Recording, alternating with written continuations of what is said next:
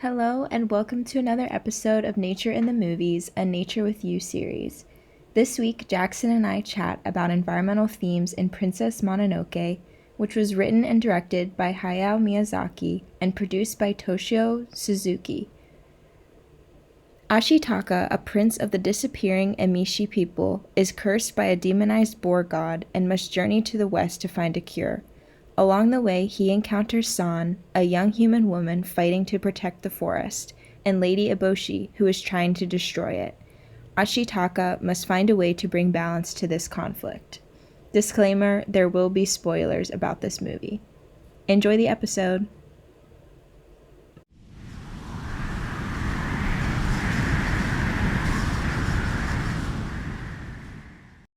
Okay, so Princess Mononoke.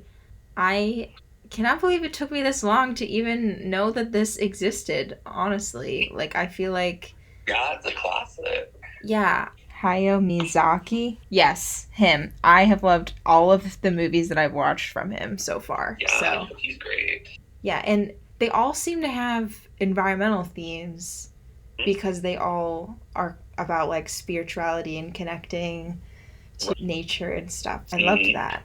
But this one was definitely the most in your face about it, which I liked because that's my thing. That's our thing.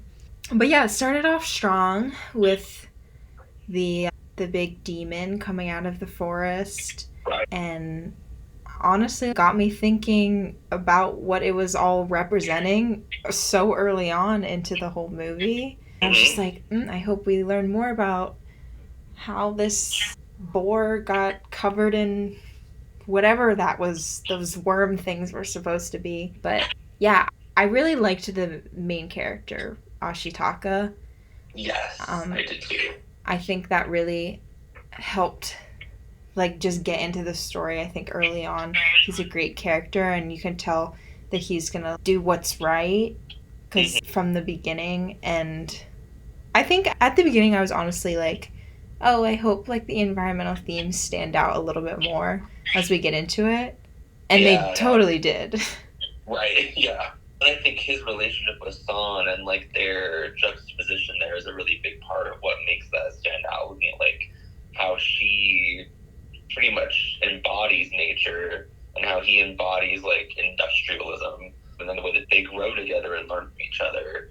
I think is a really interesting part of the whole arc of the story. Yeah, I do think it was funny. It felt random to me that I forget who. I think it was Mother no Moro, right? The main wolf. She was yeah. She was like, I'm pretty sure he wants to spend the rest of his life with you, to San. And right. It was just we arrived to that conclusion together. But yeah, I think early when he rescues those two men who were in the water and he's able to safely pass through the forest, I think that's when I was first like, oh, okay, there's definitely the theme of respect nature and it'll respect you back. And I think that's very clear through Ashitaka's relationship with his elk as well. Yeah, that was something that I thought too. Yaku, yeah, I just think the whole time, neither of them want to leave each other's side really, because they just have such a strong bond. So I think that was the first glimpse into how Ashitaka was going to respond to all the things that would happen later. Yeah, I thought the elk was a very powerful and interesting character as well, because at one point San even frees him and lets him go off on his own, and he has to spend his freedom next to Hitaka the whole time to make sure that he's okay. And I thought that was really interesting. I think spoke to a few things. I think one, it spoke to the difficulties of domesticating animals and how we set them up to be there for us, but at the same time they don't really have much of their own autonomy. But at the same time, when treated well, much as they're domesticated, it's a mutual relationship, and we provide for them just as much as they provide for us. And I think that Ashitaka having a relationship with his animal was a really powerful thing to think about and reflect on. And that I think, yeah, it really highlighted just, I think, the importance of, if we do choose to domesticate animals, what it means to take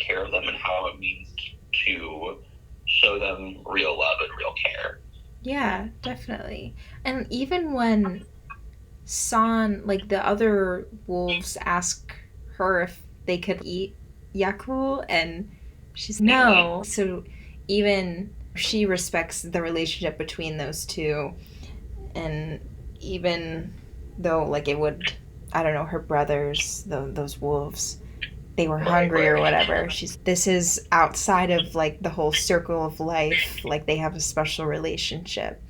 So yeah, definitely, it's definitely different because it's definitely not part of the whole basic ecosystem functioning and like hierarchy.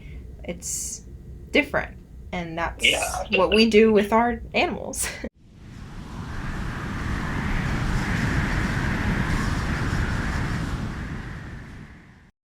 So we're introduced with both sides, although the use of that word I definitely want to touch on later because they're constantly asking what side Ashitaka's on. Yeah. But like a little bit before that, meeting Lady Eboshi and the Iron Town, it's where that industrialism really comes in, and that's the root of how the demon at the beginning, that was what infected him.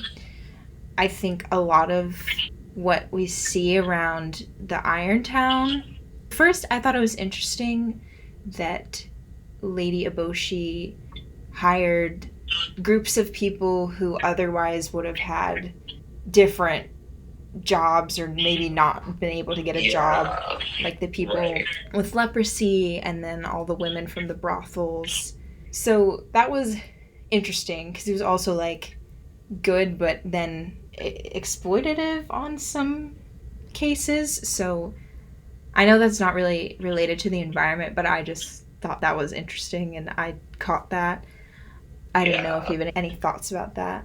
Not particularly. I do think the like general feminism of Lady Eboshi was really interesting, and I think of the film itself, looking at like how she treated the women in the brothel by giving them jobs, giving them power that they wouldn't normally have. Yeah. Because it was in the absence of the men.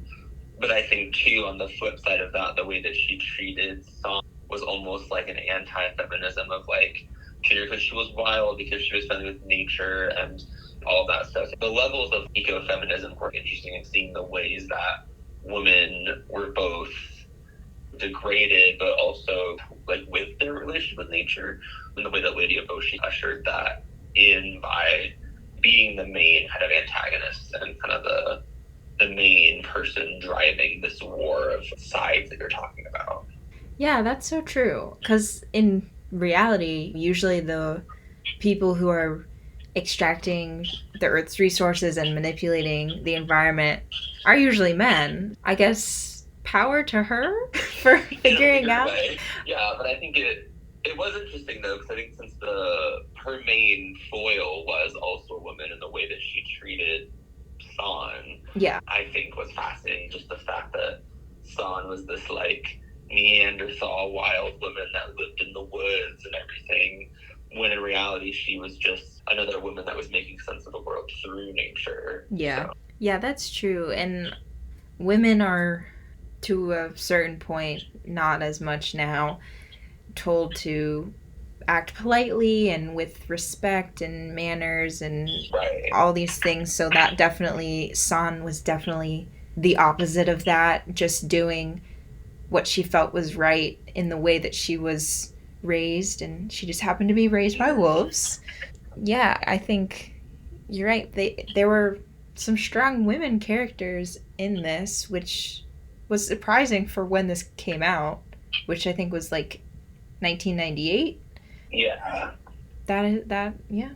Yeah, no, I think that's cool. I think that it does relate to, I think we talked about it at least with the Death of a Unicorn one, but like the way that nature and women have both been treated similarly in their progressive freedoms in and of themselves that have been parallel to each other. So that was pretty interesting and cool to see the way that was being portrayed here. And the different paths it can take based off of, we know nothing about how Lady Eboshi was raised and where she came from. Exactly, yeah. If she was paving her own way, yeah, I don't know. But I do think one thing she said, I wrote down, she said she wanted to make the land rich by cutting down the forest and making all the animals dumb. And I just think that's the exact opposite of how I would call a land rich. I just don't think, obviously, she's looking at it from how can we make profit? How can I become more successful? But it's also, Right. when I hear the word rich, I'm imagining like lush forests full of biodiversity. So that really, when she said that, that really hit. I'm like, you're not making it rich at all. If anything, you're limiting how much you can extract in the future. But that's just not. Well, no, forget the name of their town is quite literally Iron Town. Exactly, yeah. That obviously is a huge symbol of the significance of those resources in the society. So, yeah, I think you're definitely right. Like, rich in more of a Western capitalistic sense rather than the juxtaposition of kind of that more spiritual sense that we see throughout the film. Yeah, and about the animals being dumb and without spirit, I think we see that through some of the groups of animals that came about. I know towards the beginning, some of the animals just appeared gray with the red eyes. And to me, I took that as they were losing their spirit. But then later, they were more in their normal form. So I don't know, maybe I interpreted that wrong, but regardless, they were losing their forest and debating on, do we stay and fight or do we flee? Which we also saw in Wicked for Good, just that decision. Right, that's like a seminal question, I think, especially of groups that are degraded by society and pushed down as like to stay and fight or to flee.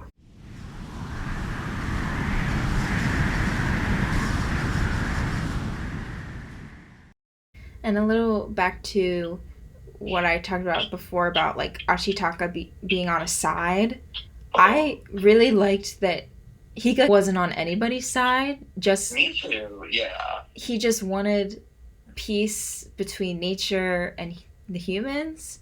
And because coexistence is possible and is a very real thing, and I think that he stood as foreground of that. But yeah, you're right. No one else really seemed to believe in that idea as much. Yeah, and I feel like if he would have committed to a life with San or like by her side, then I guess he would have not been staying true to himself and achieving the goal of just figuring out how to find that peace and coexistence. So I really just appreciated that, because to not be on a quote unquote side, and I feel like we're constantly choosing sides or pitting ourselves against each other, especially in the context of the environment when it's something that affects all of us. I really liked that. I think it's more realistic too. I feel like everyone gets into this very like flight mode when things get bad of, I'm just going to move to another country, I'm just going to go do XYZ and just ignore the problem. And that's not realistic for most people. Most people can't just get up and abandon like where they grew up and where they live. Right. And so I think Ashitaka is very like realistic in that sense of how do you make sense of these two opposing forces that you grew up around and that you like need to reconcile in your own life. I think that he does a great job of kind of showing that it is possible to find that middle ground and to be able to figure out how to like make that work. Yeah, definitely. And the fact that he like really tried not to use violence too. I know the times where he did use violence, it was like his arm was taking over, which is what the curse was and the demon. So when that took over, that was when fear, hate, and pain was taking over, is how he put it. It's no coincidence that's originated from like the iron and from the extraction. And it's just like the colorful nature of nature, and that the peacefulness versus the colorless, painful and fearful environment of the Iron Town and the industrial aspects, I think was very clear there. Yeah, definitely, I agree.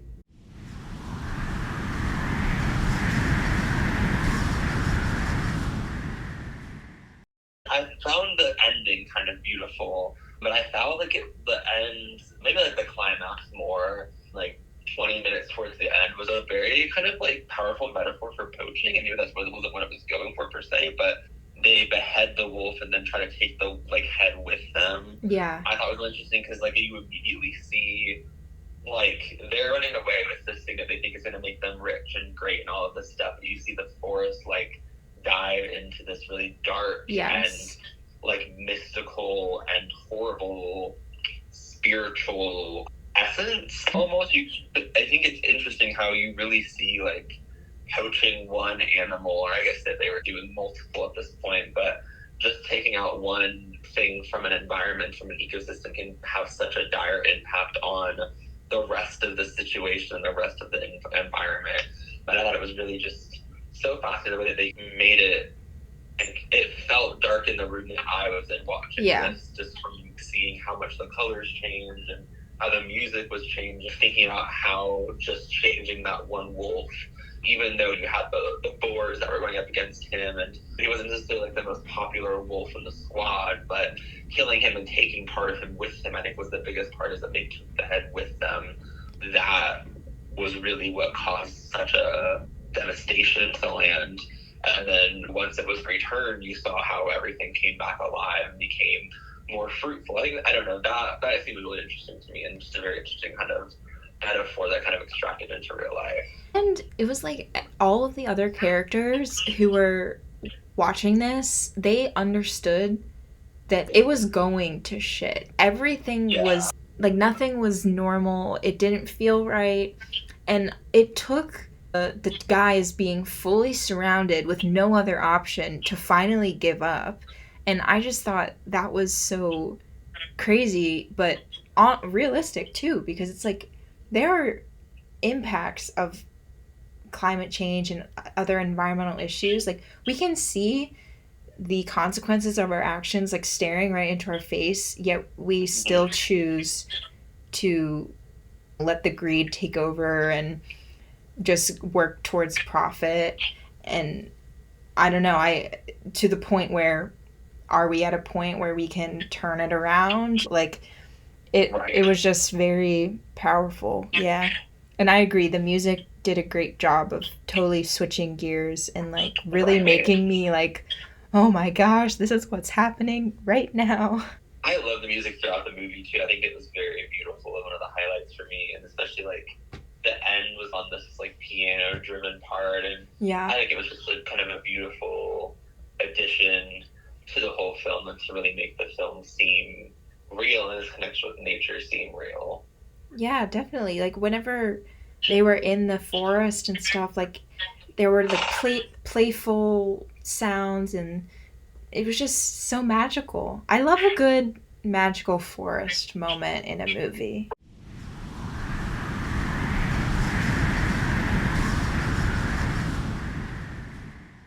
I think a good way to wrap this, if we're almost there, is talking just about the spiritual level of this movie and nature within this film. So I think that's something that, from like a Western standpoint, I think is really like striking and very different from what we're used to. Yes. We don't really view nature as something that has all of these spirits in it and that has like a life within itself. We view it very much as the Lady Eboshi and her people view it as resources. We view it as this thing to be taken advantage of. Property, And not to say that it can't be used for resources. I think that there's a way, like we said earlier, to like coexist with nature and still use the things that we're given, but in a more responsible way, in a more realistic way. And I think just seeing how much nature is personified by the spiritual animation in this film was really something that stood out to me. I think that's something that should be mentioned for sure. Yeah, definitely. I feel like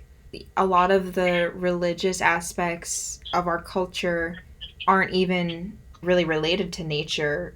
The spiritual representation in this movie and the rest of his movies, honestly, has just allowed me to develop a new type of relationship with nature. Is nature playful?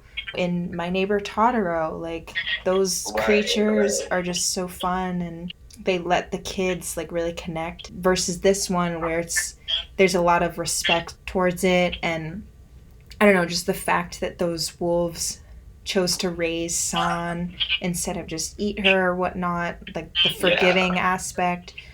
I think it really can help a lot of people, like you're saying, personify nature and connect in a whole new way that allows us to have feelings about nature and just see it as something that responds. I think it's important not to become detached from nature and Yes.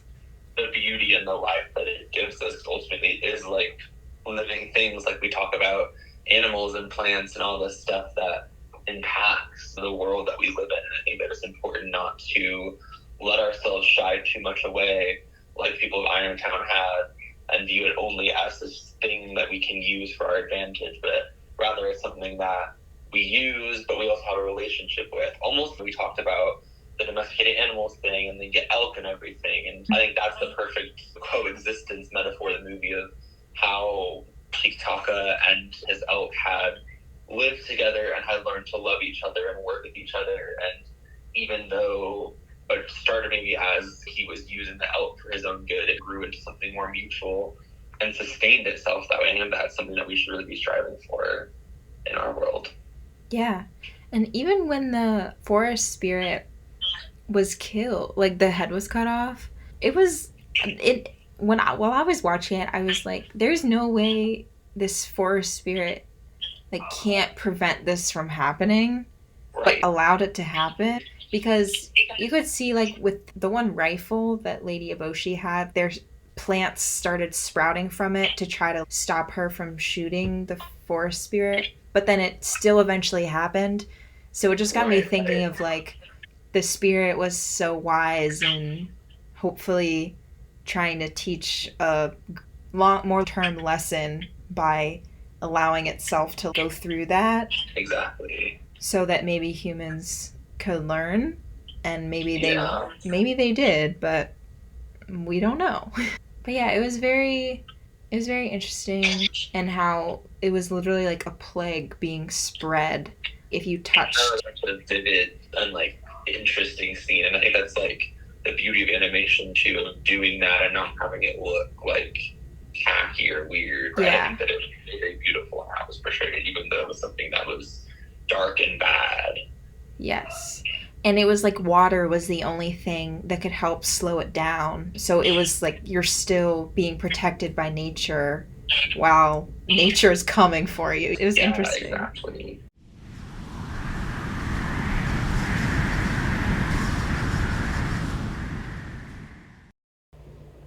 Thank you for listening to another episode of Nature with You. If you're interested in more episodes, search Nature with You on YouTube, Apple Podcasts, or Spotify. For more content, follow me on Instagram and Facebook. Thank you.